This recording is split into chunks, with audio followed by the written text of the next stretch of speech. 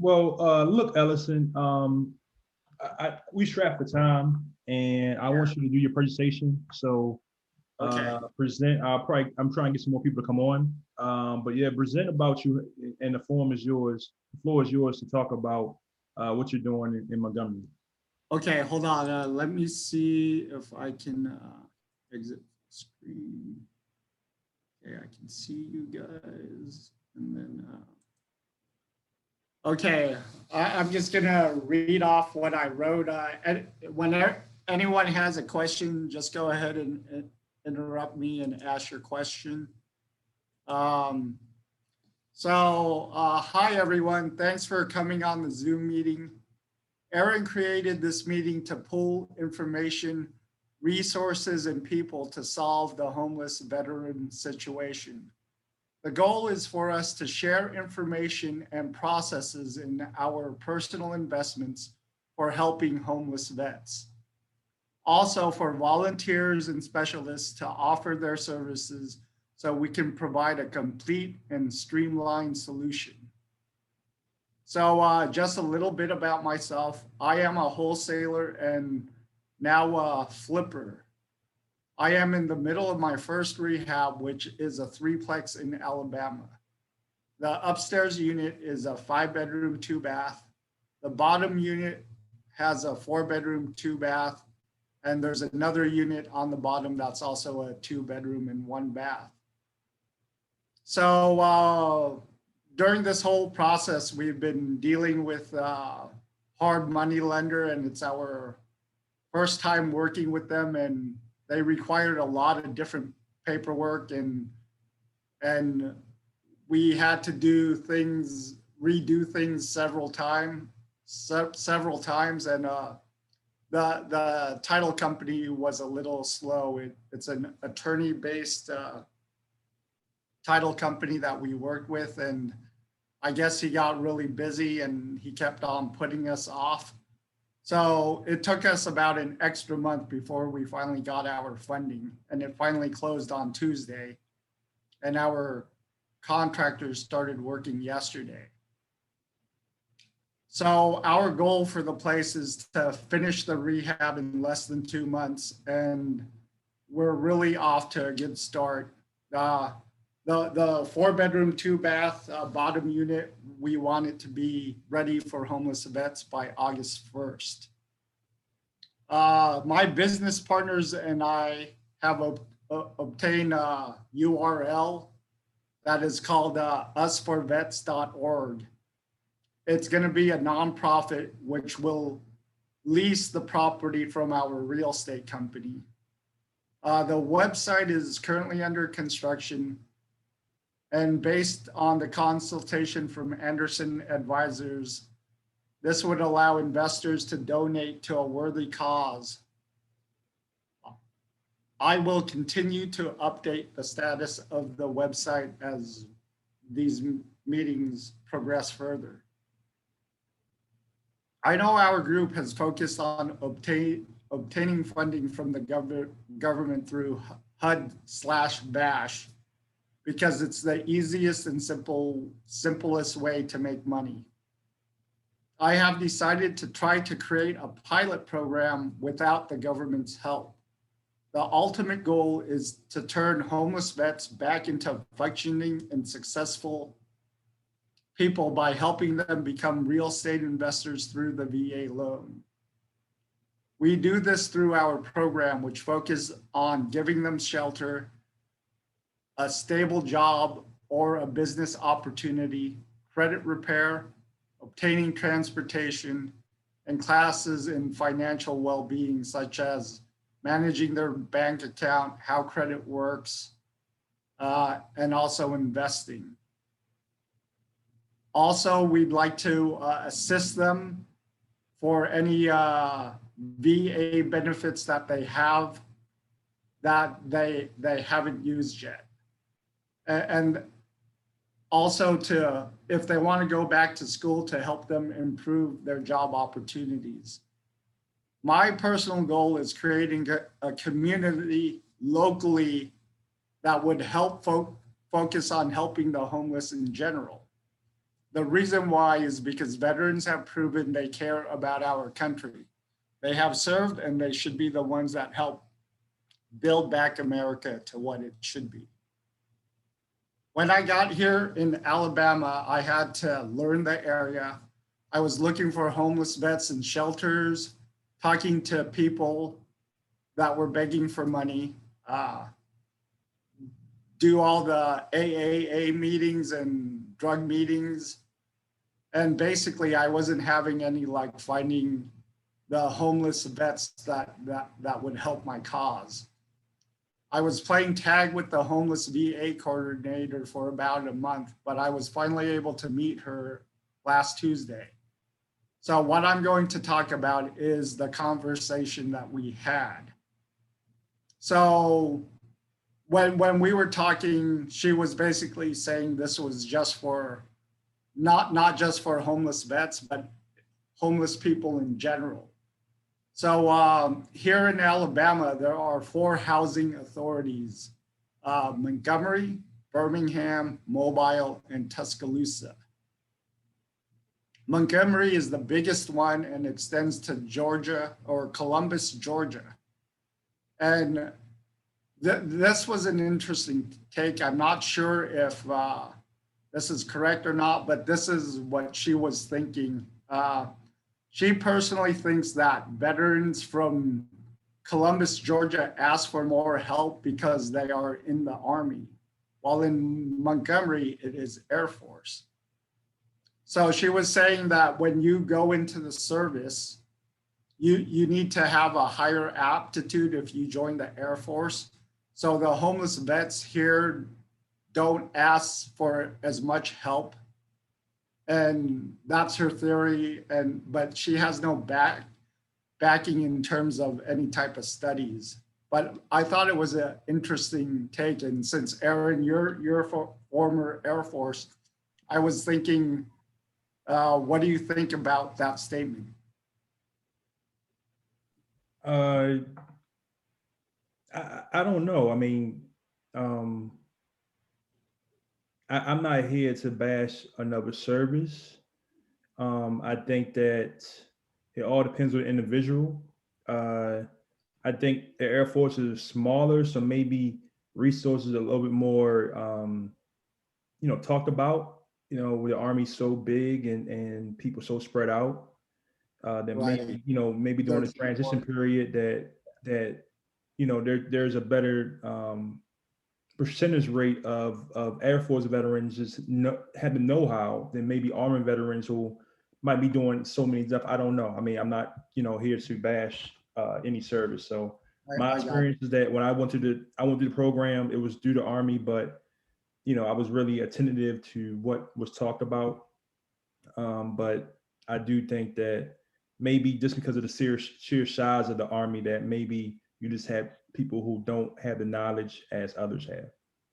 Okay, I got you. I think if I may just kind of do input, because I'm retired Air Force, and one of the things that the Air Force really kind of pump up the idea that that they provide for education, and they really focus on education. So you may have more veterans within the Air Force who have higher education. I don't know. I'm not coming from a statistical. I don't have any research on it, but I do know that the Air Force really focused on education, and so you had more people coming out of the Air Force with a higher education and may not be as open, to say, hey, I'm homeless. It doesn't matter what education I have, I need it. And so pride may come into, may play a part in that. Well, I'm working on a documentary on all the people that I'm going to be housing. So that info is going to be interesting to me because I'm going to find out which branch of service they were and the reasons why they became homeless. And I'm going to find out if education is a key point. So thanks for that input. And I always think education is a good point. I mean, some people just don't know. I talk about on my meetup. I didn't know the education about real estate. I didn't know certain things. So, and sometimes you just go about the places, in your life, and you're not really concerned about the things that's around you. It's and all we get about so your consumed with our passion. jobs. Yeah, sometimes we get so consumed with our jobs or things like that as well. So anybody else, I know other services on here, anybody else want to say something, please do. I think you hit it on the head. I think in Army, there's more population, so it's more, you have, like the numbers, so more, I guess, more need just because it's bigger. Also, I mean, I guess, trying to do the research, I don't have any numbers or statistics, but like, like with veterans and veterans who struggle, there's a component, if there's a component of like PTSD or like stressors, if you think about like the exposure, I would think that the Army might be, like, the soldiers in the Army are exposed a little bit more because they tend to like maybe Front be lines. deployed more and have more exposure, maybe more risk. The Air Force gets deployed too, but I think there are different frequencies and different like levels. So I think maybe some aspect maybe related to that, like exposure and the stress and the PTSD maybe too. Yeah. That's my other thought. Same thing with Marines as well. I think it's a good point, Carly. Same thing with the Marines with them as well. I know I got a Marine on here too, but same thing with the Marines. So, they're out front. So that's another thing to look at as well. But like I said, the Army is the biggest, and you're gonna have more people like that. But at the same time, I agree with you guys, but at the same time, it would not necessarily determine openness to admit that there's a problem and to want, to want to get a home. So Yeah. that is purely a psychological thing that we'll have to see in how each service treats the people and how they feel about themselves, their worthiness or not, to to ask for help.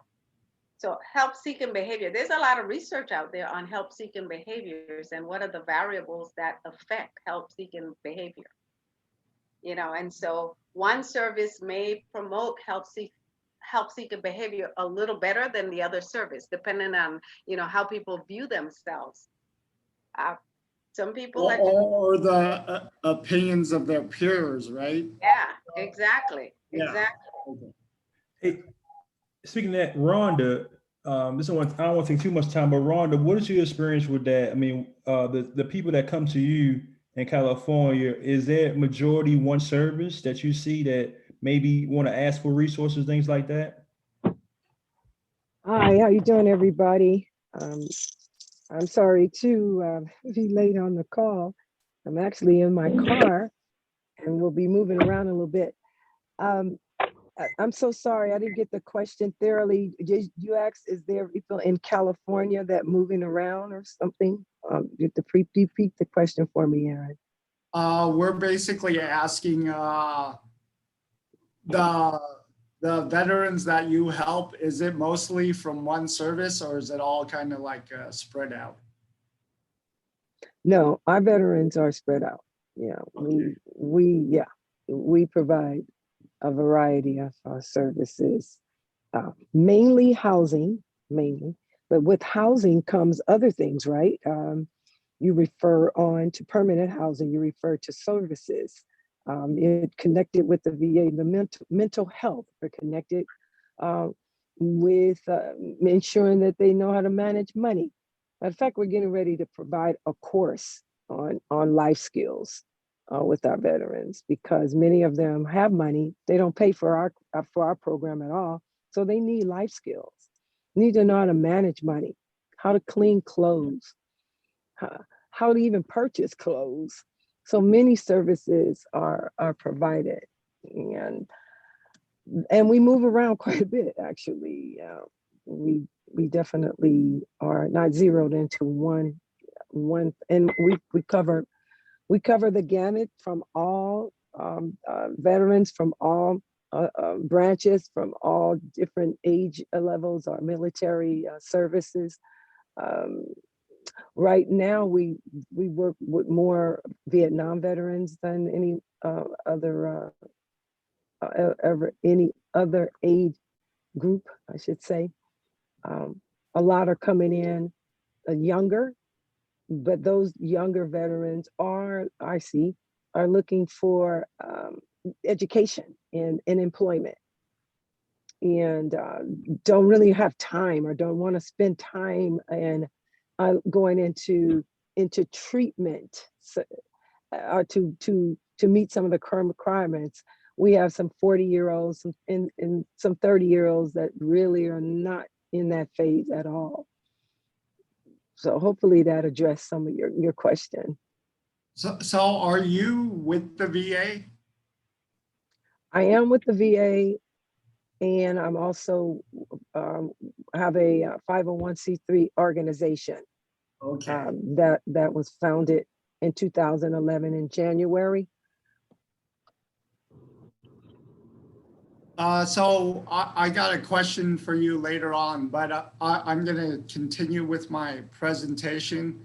So I was talking with the homeless VA coordinator here in Alabama, and now I'm going to talk about the process in which they help homeless people, and I'd like your input to see if this is also a similar process in California. Okay. So sure. for them to help a homeless person, they must meet a minimum threshold, which is $2,000 per month or less in income for them to have any services. And so how the VA works here in Alabama is it's a three-step process. First is if they have canvassers that go look for homeless people. Hold on, sorry. And so that can be anywhere up to a month, and usually they go through third parties like a Salvation Army. And then here in Alabama, I think there's a total of 37 emergency beds that can be used at any time. The second is a temporary shelter, which can last from 6 months up to 18 months. And this is where, like if they have mental health issues or anything like that, they enter a facility where they're monitored the whole time until they're ready to get their feet back on their feet. The third way is a permanent shelter, which is the HUD-VASH vouchers. So how it works is the Montgomery Housing Authority handles the Section 8 housing. And so what happens is, as a landlord, I would offer the property to Montgomery Housing Authority, and then whoever the potential tenant is, they'd have to request to view your house to see if they like it. And then if they're interested in the house, then Montgomery Housing Authority would approach us and negotiate a price with us to see if we can work out a deal. There's going to be more information on how that works. If this is something that is followed nationwide, there's going to be a discussion on it on June 24th for landlords from 10 a.m. to 12:30 Central Standard Time. So if you haven't done it before and you want to learn how to be a landlord through Section 8, that might be a good meeting to attend. So what happens if they exceed the minimum income? So what I'm told is that the VA cannot help them find housing.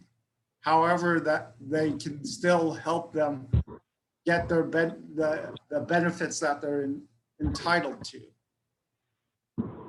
So the key question that we talked about is how can the VA and my program help each other? And so I guess like the VA homeless coordinator has a bunch of rules and regulations she has to follow. She's a really great and amazing person. She does amazing work here. So she has people that go out to find homeless people and see if they can be helped. This is called an assessment based So based on this info, they will let the homeless person know what they can do for them. During this time, if they do not meet the criteria, they can give the homeless person my business card and or a flyer. And then if this homeless person decides to contact me, then I can tell them about my program and see if they are interested. But they can't like promote my service or anything like that. All they can do is give out the business card or the flyer. And then if they contact me, that's the only time I can engage with them. So on my end, what would I do? So for me to obtain their background history in the military, I would need to go to the VA with the homeless person where they would request a copy of their records. Once I have this information, I do the interview with them.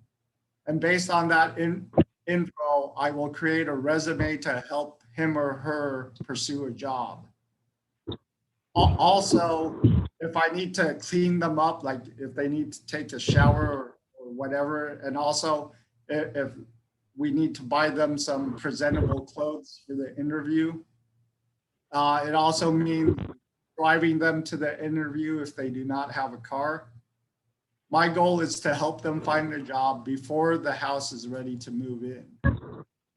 So if it means finding them temporary housing near their new job, that's something we'd have to consider doing. An example is like finding a shared housing Airbnb situation for a week or until the room is ready. Also getting them a cell phone so we can communicate transportation once they've moved into the house. These are the type of things we would look for in donations. So today I met a homeless vet who is the type of person I am looking for. He was a little gun shy about being introduced. However, a lot of you guys know that I want to create a documentary on the homeless vet situation. So I'll continue to update you in the future how he progresses from his interview and hopefully his whole process for his future success. So I think that updates everything that I've done so far. And if anyone has any questions, I'd love to answer them. I was curious about the interviews. Last time you talked, you said you were gonna go interview. Were you able to get all the interviews? Are you able to assess? Or I know you said you were looking. Were you able to find the candidates you needed, or are you still looking? Yeah. So like I said before, I've had a difficult time finding them, and like as luck may have it, Miss Gwen, Aaron, you know Miss Gwen, she introduced me to this individual. When I first met him, I didn't think he was homeless. He was dressed well. He was very presentable, very articulate. He's former Air Force, but he's been homeless for a couple of years. And I was hoping to include him in this meeting so I could introduce him, find out how he got homeless, what his future aspirations are, and how we could help him achieve those goals. But besides that, we can wait on that. So basically what I'm doing is tomorrow we're gonna go get his military records, and I'm gonna do, I have my interview list of questions. There are approximately about 25 questions that I'll be asking each person that I interviewed. And based off of that information,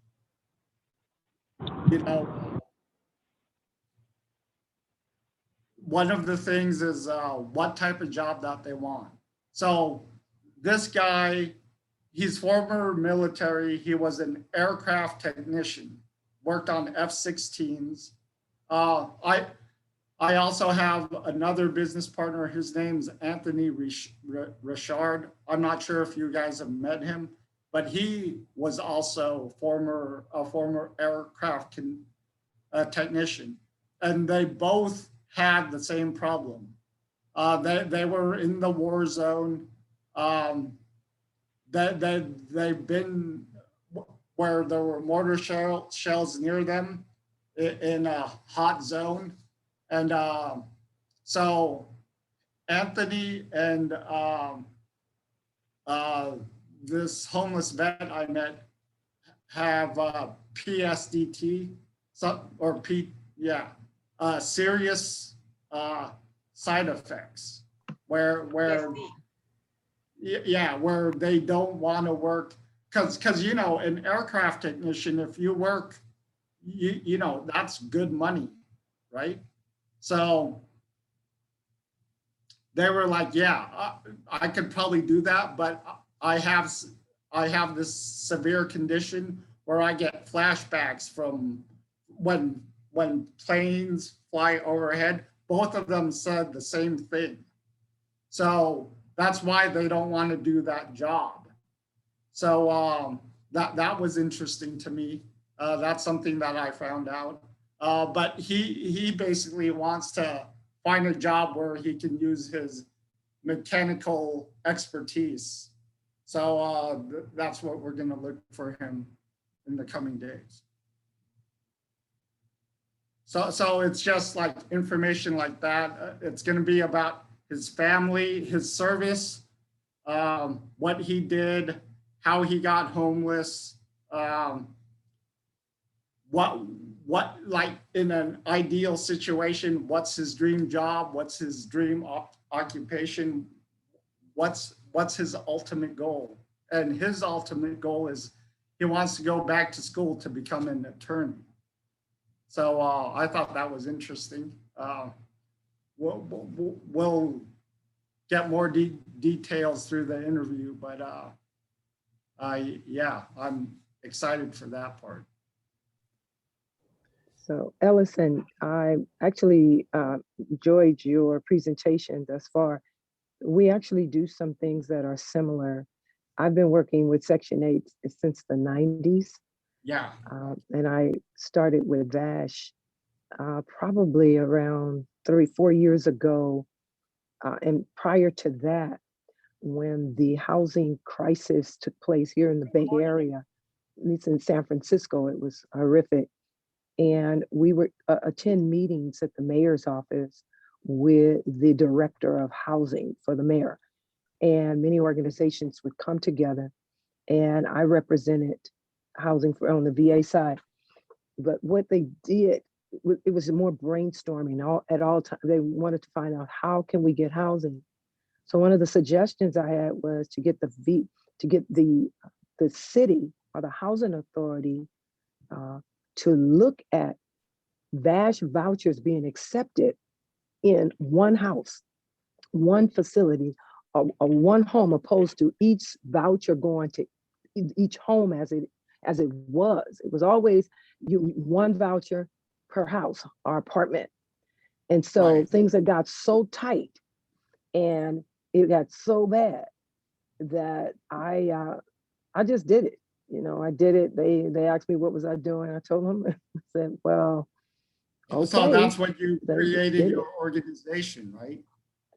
I created, yes, a part of the organization, but not with the VA as far as on the other side. We created whereas a veteran can use his VASH voucher in one of the properties. The one in San Francisco is quite large. It's 2 units. It has one bedroom. They call it efficiency because it doesn't have a window in the bedroom, but that's okay. So it's that one, and then on the other side, it's a 5-bedroom house with 3 full baths, and each veteran has their own bedroom, and one of them a master bath, and then downstairs is another bath. So there's room for 2 veterans share a bath, and then the other don't have to share a bath. So they would have their own full baths. And then there's a nook, a kitchen, a dining room, a living room. So it's so big that they actually don't have to really interact if they don't want to. But that's one of the ways of the creative ways that we had to use to house our homeless veterans, because no one at that time was giving them a break. If you have an eviction, I mean, nothing. Now the table is turned, it's different right now, because now they want every badge voucher, every Section 8 due to COVID. They're like, bring them on. So it's quite different right now. But we do go through the assessments, and I love the effect that I love it. It's great. For me, I know the questions. So when I get referred to a veteran from mental health, because that's the division I work with, they always send them to me, and we go through some questions. Not a lot of questions, because if I do too many questions, it gets a little nervousness. I can feel that, and anxiety, and so I kind of take it really easy and slow. The main thing I zero in is the zero tolerance for drugs, alcohol on premises. I mean, you do it, but you cannot come into the hotel intoxicated. And we've had some on meth and so forth, and really cut up. But at the same time, we advocate to get a chance for them. And once we do that, the management team is like this. You handle it. You make sure this is done. We can't have this. It's disturbing, because the veterans I have, Ellison, they live in a residential hotel with civilians, and the reason for that is so they know how to actually live a life in a world without being marginalized, and in an institution, in a facility where they're like robotic. So the program we have was a pilot program, and it's been effective. It's been going for 11 years, but it's the first, and certainly sure hope it's not the last. So here's an amazing thing that you just brought. You said a residential hotel. So there's basically 2 hotels here that are completely abandoned. Get 'em.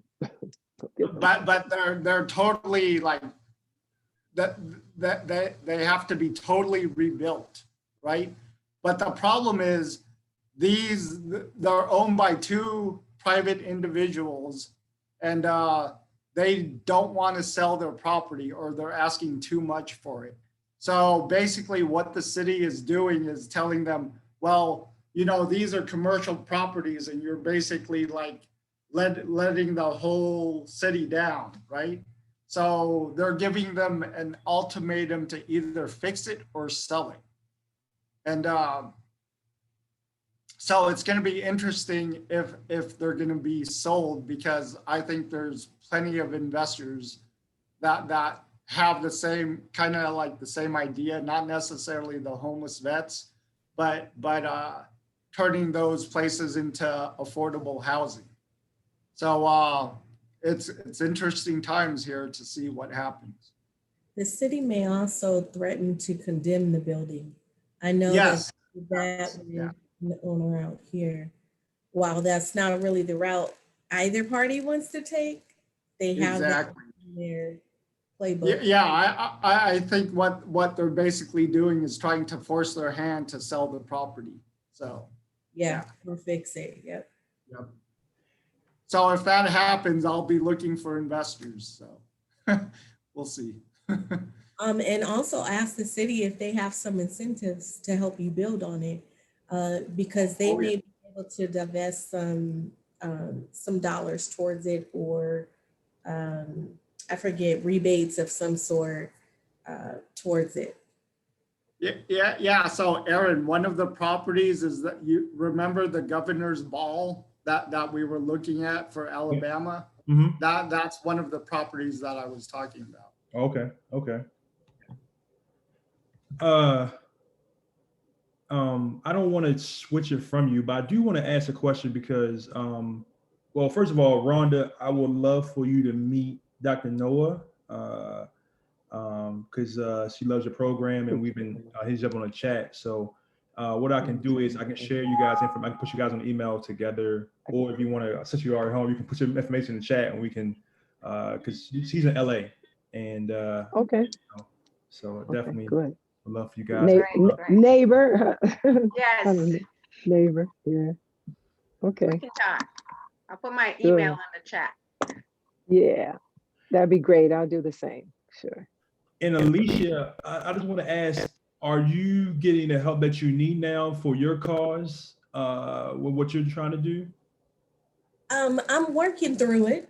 I have a friend that is in government. She's detached from those that I actually need to get in front of. However, she knows a lot of those officials. And so I met with her last week and just kind of, you know, told her a portion of my plan. Because as you guys know, we want to help both vets and also youth that are in our community. And so we're trying to figure out the best way to do it. Starting out because we're equally passionate about both, and we have folks that are willing to help with both. A lot of vets in our church family, as well as our actual family. And then we also, my husband's in behavioral health, which is why we have, and he works with a lot of young adults and also older adults, but we have to figure out a balance. So I guess our services will be unique because we're going to be serving both communities. So still looking to make contact. But what I did learn after that conversation is I need some type of written plan. And so I do not have that, you know, so I'd love to sit down with you guys to see what's the best way. If you feel okay to show us what your plan is so that we can model it after that, that's going to be something that's going to help us the best when we go to speak with these individuals. And that's why I wanted to say to you, Ellison, too, is that we got to get some documentation for everything that you're getting. I know you're probably doing it, but Yeah. I wanted to start sharing resources, because I mean that's the whole thing of this call, is to start sharing resources, because you know, like I said before. You know, I'm going to be designing the website, so once we're working on that, I'll share more with you, and then try to get a thing where you know, where we share our resources with everybody. You know, I want it to be like a one-stop shop. So like if there's homeless vets with suicidal tendencies, we have all the 1-800 numbers, like for all the locations, all that type of stuff. I want to include it. So we'll work on Can I it. ask something? Do you guys have a program design done for? Yeah, we have like a general design of like everything that we want to implement. I've been kind of keeping it secret to use myself as the guinea pig to see what works and what doesn't work, and then what once you know everything's been accomplished, I'll share it like as a white paper or whatever to show how it works. Because without a program design, you wouldn't be able to get grants and things like that. You need a program design. Yeah, that's the beautiful thing is once we design it, you know, we have an example. People can meet the people that I recruited, you know, all that type of stuff, so they can see the whole process. Also, I'll be doing a documentary on it, so it actually shows the evolution of each individual. So yeah. Okay, yeah. So yeah, we definitely. I mean, that's definitely the next step, is to start getting documentation. Brian, are you on it? Are you on the call? Okay, I guess he's not. Yeah, Alicia, I gotta a hard stop as well. So Also, a guy you know too. What's up? also to reconnect with everyone, the credit repair guy, the grant writers, all the other volunteers. If you got a list, I'd love to see it so I can start incorporating it all in the website. Okay. Okay. Okay. Yeah. So I can get emails together. Because right now this is a connector guy, man. So, but I just wanted just to help as much as possible. So yeah, I can definitely do that. Hey, Eric, wasn't there a gentleman that is a vet that was on this call a couple times that does the credit repair? Yeah, that's the guy I'm talking about. Yeah. Yeah, I have his information. I gotta go through the emails, but I have his information, so I'll share that with Ellison. I would love for him to come on this call and maybe walk us through like first steps, how we can, help someone initially, because getting their credit straight may even help them get a job. Yeah. And Or can find a place. That's one of the things is, with credit, if you have a bad credit, you can't get a place to stay. So Right. we don't include that as part of the requirements when we find a person. Yeah.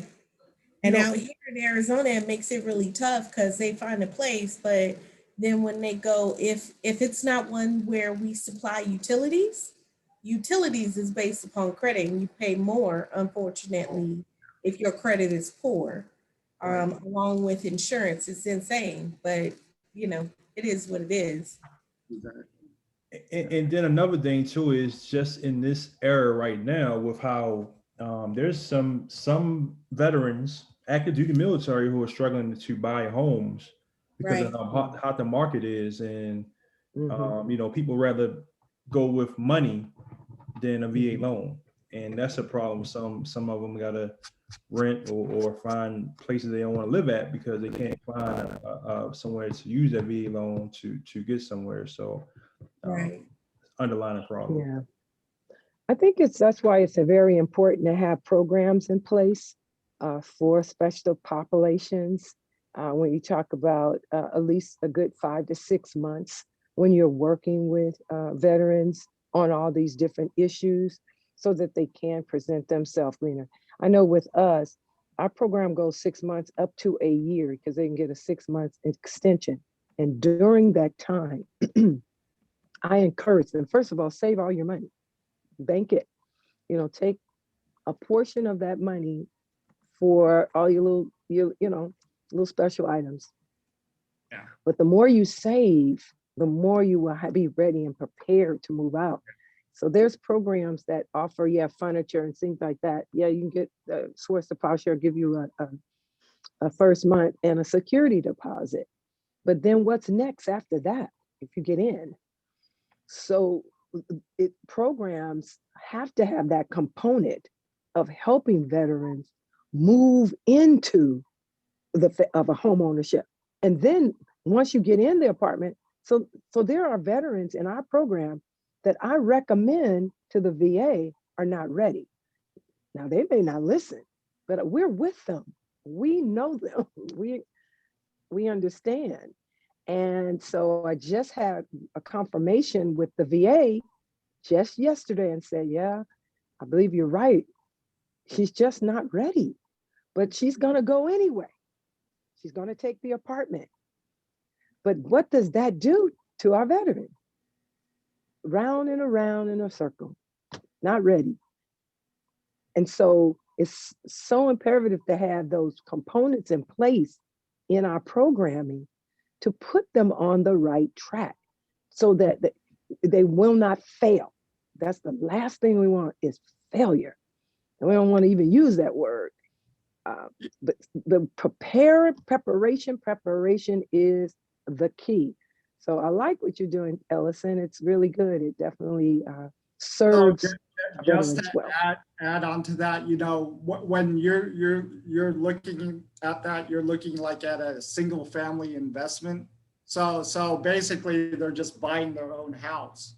But you know, residential housing includes up to a fourplex. So if you can turn it into something where they're making money on the investment right off the bat, I think that would alleviate a lot of their problems from the get-go. No, it's not always money. No, no, no. It's not always money. It's the same with us. I mean, we didn't have a clue how to handle our finances when we first got our homes. It could be a shipwreck, right? That's the So it's a whole lot point. involved with that, right? Yeah, Specifically when you're buying property, it's even greater than renting.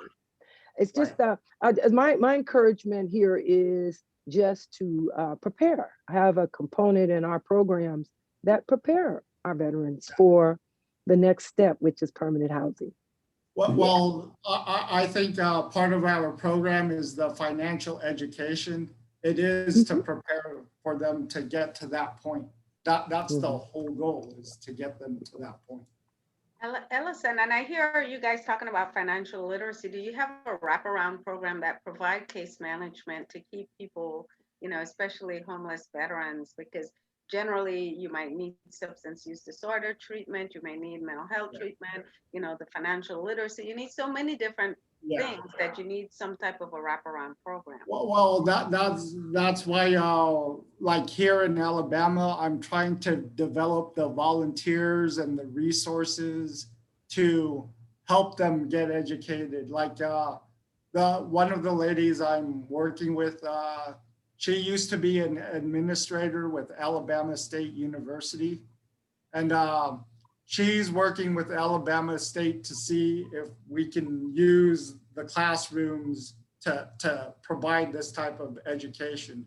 Also, you know, with online learning and everything like that, we're seeing if we can develop something where you know, it's like a virtual class where everything's automated. So like when they're learning stuff about investing or how credit works, they'd have to take, there would be a presentation, and then they'd have to take a test to pass it to see if they've actually learned what they were presenting. Okay. So Funds. it's in the works. That's our goal. How do you get the program funded? Is it funded through the state or the federal government? Well, that's everything scratch, brand new.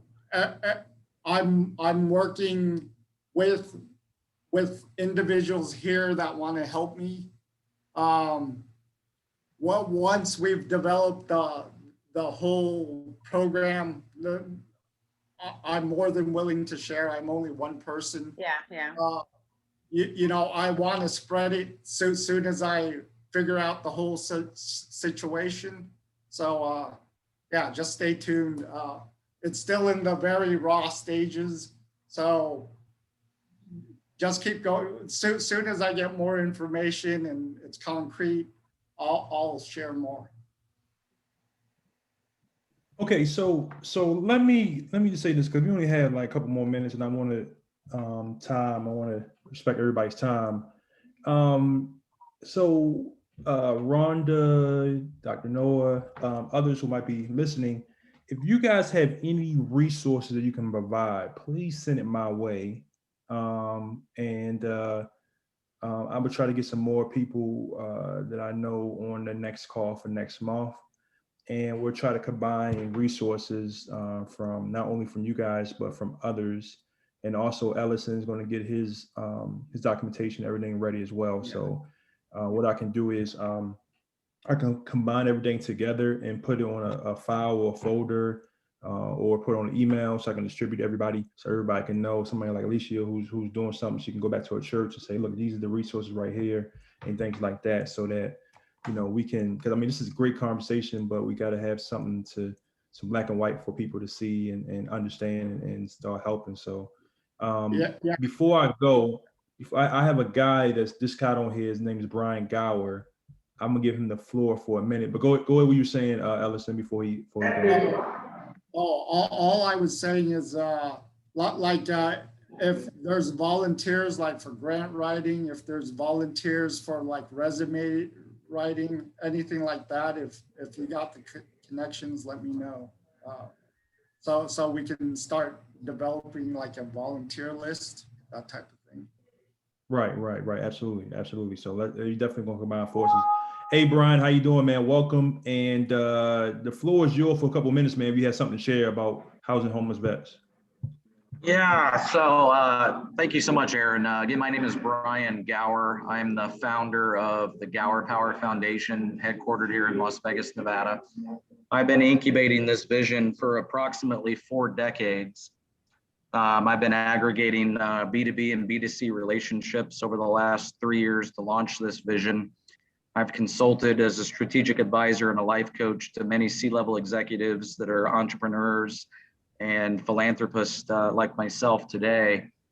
I've got a for-profit business called Resurgent Business Solutions, and we provide professional services and deliver those services through hiring and transforming homeless and military veterans as a whole.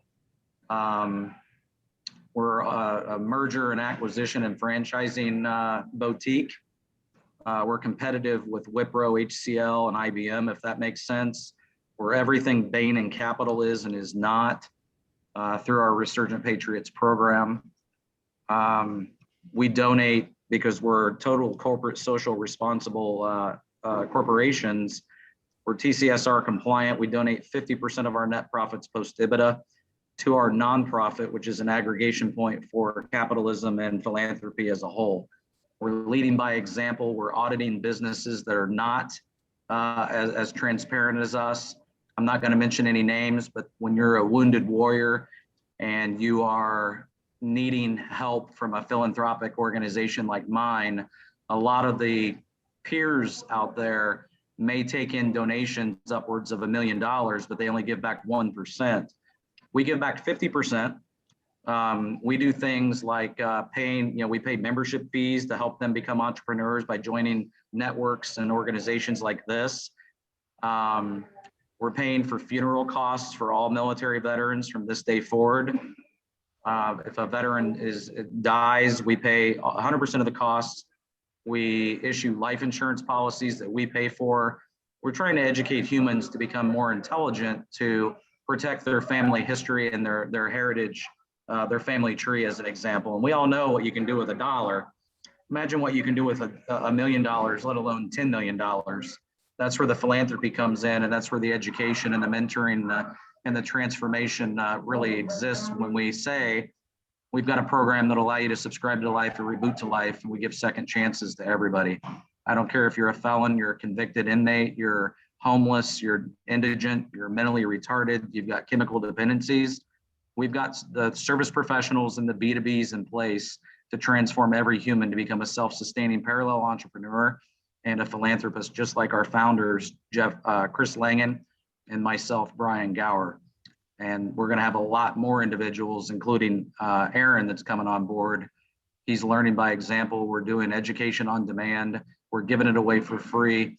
Some of my angel investors are very well known due to non-disclosure agreements. I'm not allowed to communicate who they are, but the 2 angels that I can are Elon Musk and Regina Reinhart. You can Wikipedia those individuals if you don't know who they are. The overall mission is to transform Earth into a utopic state. We are on a mission of colonizing other areas of the universe, the moon and Mars.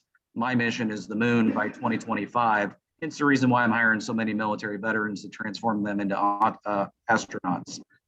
So staffing on demand, capital on demand, no credit checks. How can we help you? How can you help us? That's it. I think I did that in 8 minutes, Aaron. Yeah, that was pretty quick for you, man. I'm getting better, and I'm praying about this daily. I'm like, I gotta dumb this down. I mean, that's fast. I know it's sometimes it's hard to understand the words that we use, but this is binary logic. This is the cognitive theoretical model of the universe, and we're more connected to God than anybody, we believe. And it's time for the high IQ community to rise to the top and push the minions out of the way. And who's going to be the next president of the United States? Well, you could be looking at him right now, and I have no fear. Thank you. Does anybody have any questions for Brian? I know everybody, I'm trying to be, pressed for time, but anybody have any questions for him, anything like that? Do you have a website? Yeah, you can start by going to our nonprofit, which is gowerpowerfoundation.org. You'll see some great stories out there. I'm partnered with the hemp factories, manufacturers. We're building self-sustaining communities all over the planet. We're building and planting churches to spread the message of God. We're building self-sustaining revenue streams to provide clothing, food, shelter as a whole. The real engine behind it is the B2B aggregator, which is Resurgent Business Solutions. That's a C corporation. It is a aggregation. I mean, I'm buying companies daily, guys. We're acquiring equity. We're partnered with Fang and Amazon. What they don't realize is they're enabling us to transform the planet into a utopic state. They think we're the greatest chief marketing officer on the planet, which we are. And with the B2C network that we have, every business owner struggles to acquire customers. I got 7.9 people on tap, and it's a performance pay to play. You spend money and you give back money, we give you additional services and products. So NetJets, as an example, I pay $16,000 a month for a NetJets membership. It gets me 25 hours anywhere in the world. I resell it for starting at 5,000. And because of self-sustaining other revenue streams, I can offset the risk. And we're buying jets, and we're going to come out with a competitive offering to Warren Buffett, because he's not a philanthropist. If he was, he'd give away free airfare, because everybody needs to be able to go see their family in real time. And I don't understand why these guys don't give away transportation as a whole. When's the last time you saw your family? If you're from Africa and you leave that revolutionary country because of the trials and tribulations, I mean, you're stuck in the United States. You never want to go back because you're in fear for your life. I mean, that's where we're at. And we're all about bringing peace and just doing it right for the first time ever. Hi, Brian, do you mind putting your information in the chat? I know everybody, I have to get going as well. Can you put your information in the chat, please? Yeah, I will do that. Thank you. Thank you kindly.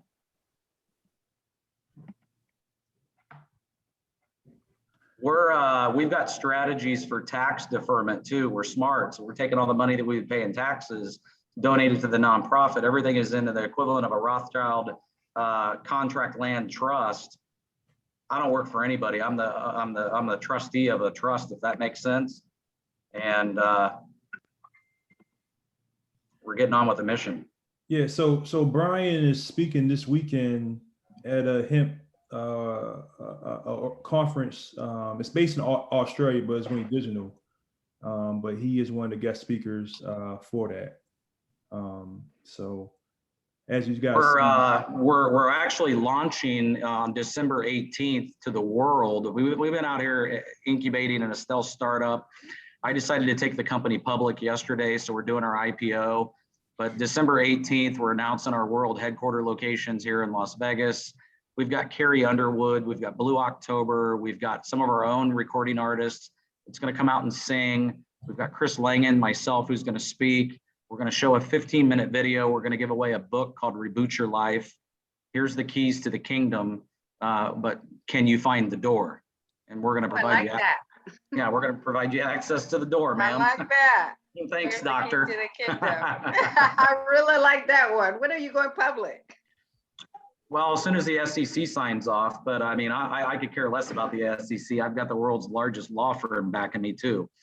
So we've got a tort case for tinnitus. If you're a military vet between, I think it's 2005 and 2015, we just won it, $7.1 million. And I'm aggregating resources right now for additional litigation. I've published that all on social media. How can you guys help me? Become a Resurgent Patriot, sign up for $1, because the greedy world says a contract is only good if you spend $1. It's the best dollar you'll ever spend. I'll give you a book that's infinitely in price. 5 ways to change your life, reboot your life, subscribe today. Stop working for everybody else and come partner with us. We'll train you, we'll transform you to become a self-sustaining, hopefully parallel entrepreneur like our founders, and ultimately a philanthropist, which is where I'm at today. Brian, are you familiar with Alignable? You should join. I have almost 2,000 vets on Alignable for veteran-owned businesses. And that would be a good place for you to join. And, you know, just contact me. I'm the admin for that group. And maybe come and do a lunch and learn. Yeah, we're doing Tony Robbins seminars on demand, and they're on steroids, if that makes sense, doctor. That would be cool. I put a calendar link out there for me. That's the easiest way to engage me. I don't usually reach out to you because I can't, the better experience for you is to contact me because I commit 100%. If I try chasing you, I can't ever get a hold of you. You're too busy. Yeah, I'll tell you the truth. Yeah, he's a busy man. Yeah, I'm on your website, looking at your website. Yeah, So the competitive offering to Fang and Amazon, I've got the domain names registered. I've got the architecture in place. We're connecting the dots, and we expect to commission that platform in full by middle of next week. And then the world will know, basically. You know, I mean, we're going to pay you to join Facebook, if that makes sense. And we're using a lot of the conduits of Facebook and LinkedIn and all existing social media platforms to do that. We just have a different database. Hey, Brian, you gotta, so when Brian says Fang, he means Facebook, Apple, Netflix, Google. That's what he means with Fang. You know how we get censored when we have conversations like this by Google and YouTube, right? You know, they think we're nuts, and the Illuminati and the 1% says, take that video down. I say the coronavirus is not, it's real. It's definitely real, but there's some things about it that people don't know. And Dr. Spencer and I try to communicate that regularly, and we get shut down. So I just said, you know what, I'm going to take them out because I believe in freedom of speech. I'm a former United States Marine. I fought for my freedom, and I'm going to protect our freedom going forward. And I'll be damned if anybody's going to shut me down. This vision is online, and we've got ultra redundant continuity plans in place, and nobody will stop us. And I encourage them to try. Okay. Hey, I'm looking at the email that the guy sent to us, Brian, Phil, just reading that email. Okay. But yeah, so does anybody else have any questions, anything like that? I don't want to hold everybody else's time. I mean, like I said, you can look at Brian's email organizations that he put on the chat. You know, you see he's doing big things, and proud to, associate and talk with him. And I got to know him pretty well and trying to help much as possible. But anybody have any questions for me like that? What part of Vegas? My daughter lives in Vegas. My daughter's family. We're in Vegas. I just left Vegas. I'm at the U.S. Vets office at 525 Bonanza, which is right off of Las Vegas Boulevard and next to Fremont Street. I go out daily. I spend 50% of my time recruiting homeless. And we're not just doing military vets, we're doing all homeless. If you're homeless, I've got a partnership with Clara's Helps Homeless program. Yeah, so that's working great. US Vets is working great. You know, the biggest thing is just a lack of education. Military veterans don't know that they've got, you know, the humanitarian relief package available in the event that they become, you know, homeless. And I mean, I've dumbed it down from talking to them for 15 minutes. I can talk to them in 60 seconds and they're no longer homeless within 24 hours. And I hire them. So is that something you can do nationwide, or is it just something local that you do? Oh, my friend, we're doing it globally with our Resurgent Patriot program. You sign up as a Resurgent Patriot, I train you within a matter of less than 24 hours. And you go out and you start helping the homeless community in your community. Bring them to the platform, franchise, you know, the abilities. We're building self-sustaining communities worldwide. Starts in Australia in 30 days. In parallel, we're going to Nigeria, Africa, and eventually we'll get to the United States, because the United States just doesn't allow us to build with the infrastructure we want to build with this time. But we're flying to Washington, D.C., and I'm meeting with the organization that's in place. And we're hoping that's going to happen within the next 30 days. And to be honest with you, I'm going to tell them, I'll pay fines. I'm moving forward with my vision. Just fine me. I got infinite resources. I don't care. It's just a check. Build and they will come is real.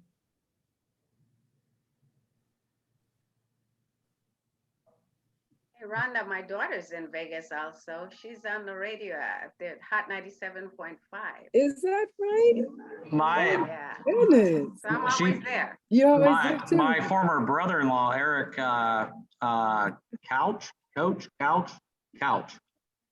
Klaus, sorry. I'm purging some of those memories.